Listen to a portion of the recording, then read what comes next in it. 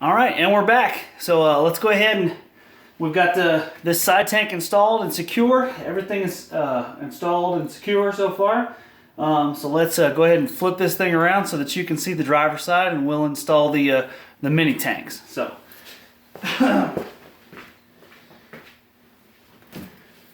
As you can see, she's light-ish and can be easily moved and adjusted. If you're seeing extra cables wiggling around, a lot of that is just audio stuff that's kind of in the way right now. So we'll go ahead and move those, get those out of the way so they don't confuse me. Okay, so here we go. Let's get these side tanks installed. All right, now basically this is the same setup as the other side. These tanks right here are going to be held on by bunch of cables and zip ties, and as I said in my last video, I wouldn't show you anything that was not tested, approved, and totally secure at highway speeds.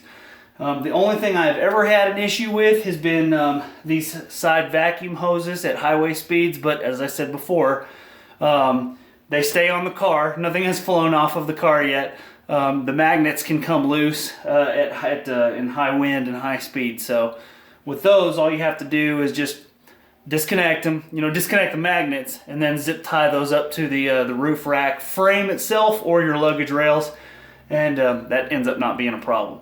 So, but now that I'm done with my rabbit trail there, I'm going to go back to installing these side tanks. So, now make sure that when you install these, I try to line these up evenly between each section of paneling right here.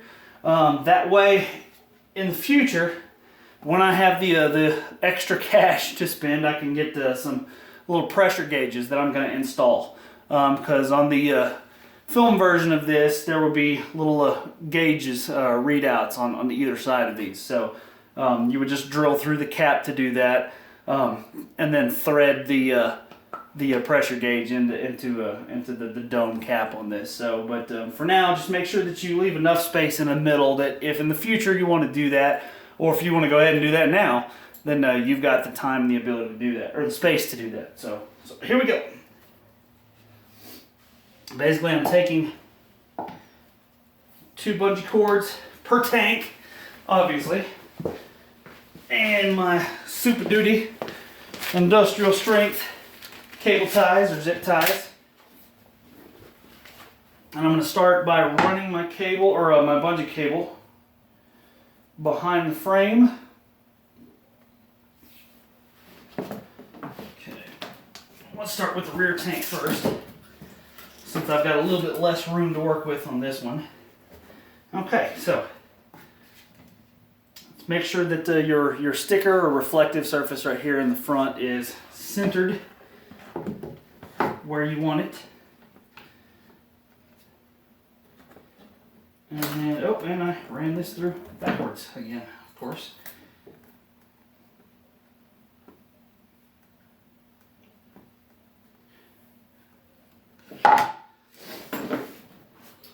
So, honestly, the funny part of all of this is that one of the main reasons I decided to work on building an Ecto was because I was going to more and more events, dressed up as a Ghostbuster, and felt kind of ridiculous climbing in and out of a orange Dodge Caliber and pulling out my box of equipment and all of that crap. So, in the future, I'll record a video and basically kind of show you some of the things that I've done to the interior of the car to accommodate equipment and things like that, because I know that that's always a challenge for you guys that, all of our Ghostbuster fans. We've got a ton of equipment and crap to carry around to every event, and anybody who's ever tried to stuff a pack into the back of a Prius knows that it can be challenging if you don't have any way to accommodate for that. And I don't know why I did this, but I have run the zip tie through wrong, so I get to cut it and start over. So handy dandy box cutter, do your magic. There we go. Too busy yakking and not paying attention. That's what happens. Okay, so we're going to do this again. Run my zip tie through on both sides. There we go. Okay, now it needs to go over the top and not back through the hole, because then that would be bad.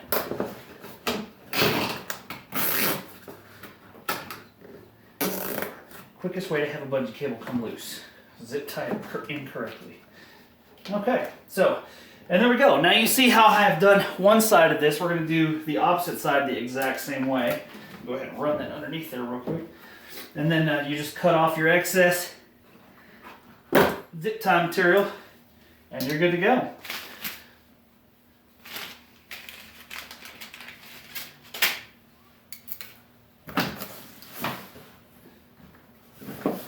Okay.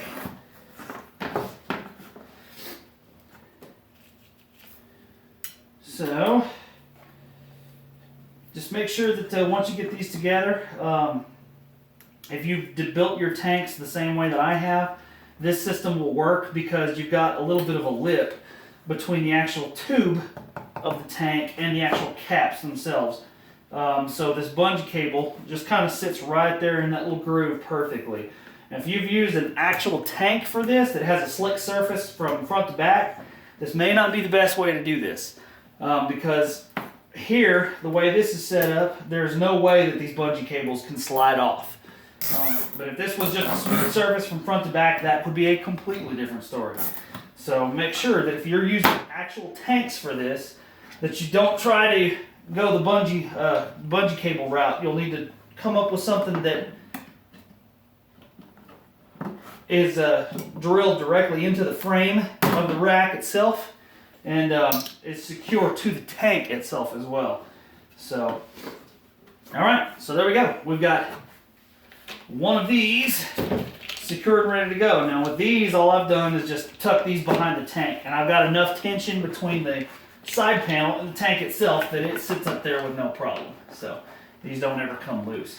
If you feel, you know, super anal retentive about making sure these hoses are secure, then there's a million ways that you can do that. But basically, when I come back, I will have the other port side tank installed, and then we will start talking about the vacuum hoses. So, see you in a sec.